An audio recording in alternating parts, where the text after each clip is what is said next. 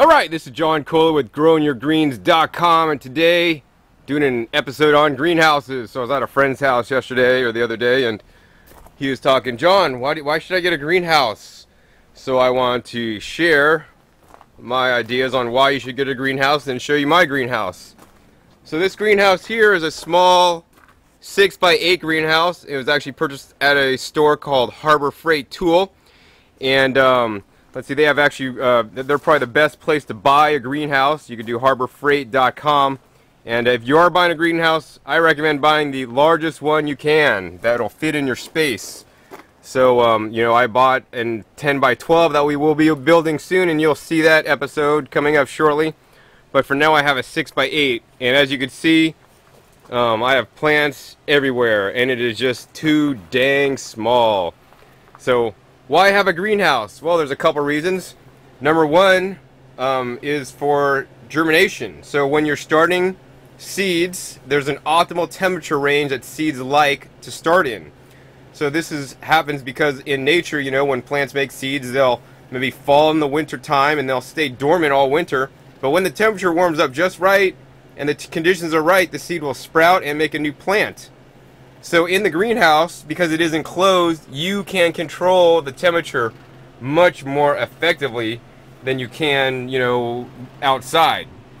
And you could also, you know, if you're not growing a lot of stuff, you could also, you know, make a little mini greenhouse in your house or something. But, you know, if you're really serious and you want to grow a serious amount of food, you should really purchase a greenhouse. So you can see here I have many different things starting from red Aztec spinach. I think there's some magenta lamb's quarters here, some cilantro in the back. This one's red oric. All kinds of cool things. I don't even know what this guy is. Anyways, kale. This is one called Kang Kong. It's actually an Asian green.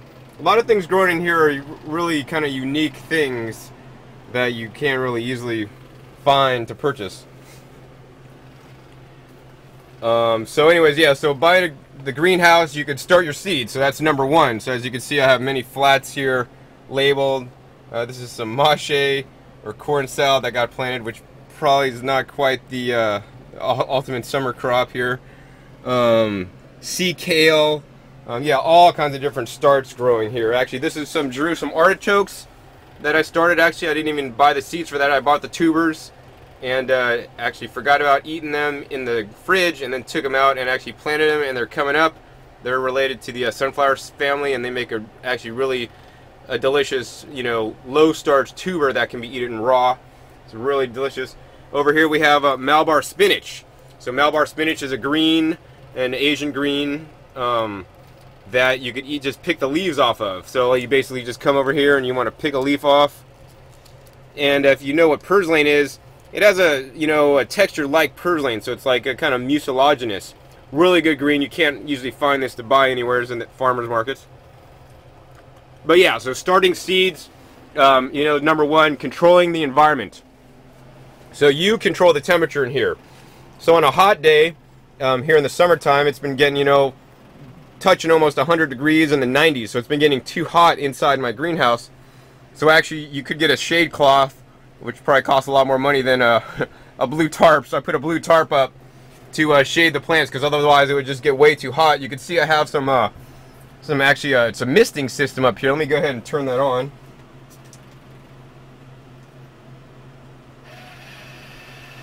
So I have a drip system in here, and there's drip that runs around the edge, the perimeter, and we don't have it set up on every plant because we're about to take this down. But you see in here I have some misters. And they're making, you can kind of hear it, they're kind of making a nice fine spray in the plants. And you don't want to necessarily water in the middle of the day because it's not good for the plants, but I just want to show you the misting system. And so in the greenhouse here, actually I popped up a spigot. You know, I popped it up right here so we have it's easy to water in here. So let me go ahead and turn the misters off.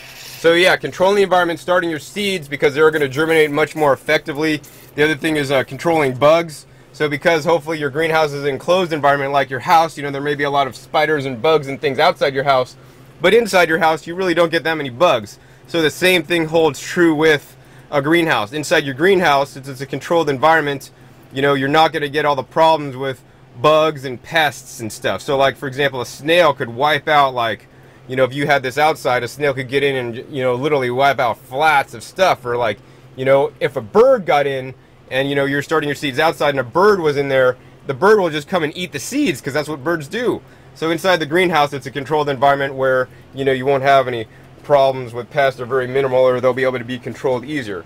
So actually you can see I put actually a sticky tape trap up over there, which has actually caught a lot of pests and bugs and things, but also I guess it probably dropped on the ground a couple times too and caught some dirt.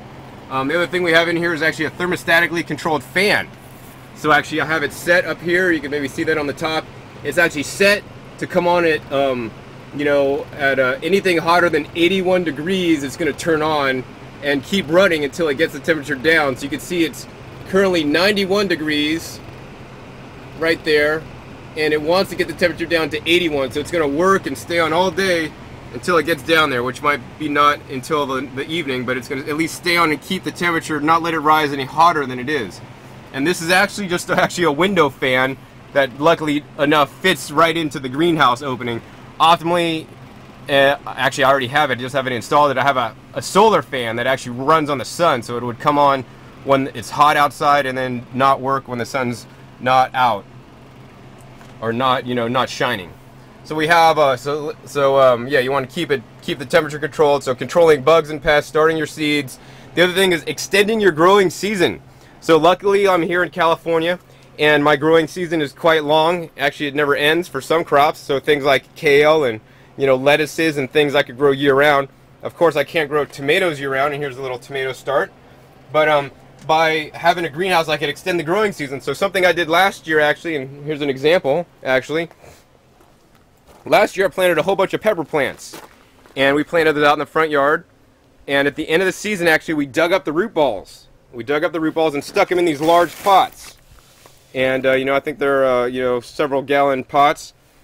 And we stuck them in the pots and we put them in the greenhouse. And we, you know, some of them we trimmed back, some of them we didn't. And they lived over the winter in the greenhouse. They didn't like put on any leaves too much, maybe a little bit. They didn't put on any fruit, but they lived. And then when they came back the following season, they're a lot stronger. And actually now they are actually fruiting and actually have ripe fruit. There's a ripe pepper on there that are ready to harvest, whereas ones I planted from starts are not yet ready for harvest. This is the same thing that actually happened with a tomato plant. I dug up my 3 favorite varieties that I grew last year and dug up the root balls. We trimmed them back and put them in the greenhouse, and you can see down there there's some ripe cherry tomatoes on there. So, you know, extending your season. So also you could grow things, you know, in the winter time here in California. You know, while I do have a year-round growing season for some crops, things grow a lot slower in the winter time. So things grow a lot faster when there's more light, like in the summertime, maybe when it's a little bit warmer. When it's cold, things don't grow quite as fast. So in the greenhouse, it'll allow you to grow things, you know, and have them grow at a much faster rate, and just keep them coming. Another reason for having a greenhouse is growing unique foods and tropical foods that you normally couldn't otherwise grow. So you can see here I actually have a banana plant right there, and it actually will grow here in the greenhouse. And if I left it outside like I did in years past, it wouldn't make it. Here's some more katuk. Actually, this is my katuk experiment in the greenhouse. They're not quite as hardy as the ones in the hydroponics, so the goal is actually to transfer these out into the hydroponics. I grow actually this other aloe. Actually, it's called Japanese aloe, and this is a non-bitter aloe. So yeah, you actually could just eat the leaves off that, and it's not going to be bitter like the regular aloe that you would buy at the store. They're actually quite tasty. Other things I'm growing in here are more tropical. So I have some guava that are actually outside for the summertime. But in the back here, one of my favorite plants, it's actually a miracle berry plant. And forget it, I couldn't grow this one, you know, if I didn't have the greenhouse. Other Suriname cherries I have, and just some, oh, this one is actually the leaf ginseng. It's going to seed. You can see all the seeds down there. Couldn't grow that either. So those are the couple reasons for having a greenhouse. Highly recommend buying a greenhouse. You know, if you're serious about food production, and buy the largest one you can. You could get a 10 by 12 at Harbor Freight. Currently the price is about $700, and then if you get on their email list, they do occasionally send out a 20% off coupon, so you could get it, you know, for around $600. 10 by 12 greenhouse. And you want to, if you build it, you want to build it to the specifications, but look, do an internet search on how to upgrade it, because these are basic entry-level greenhouses, but you can make them stronger.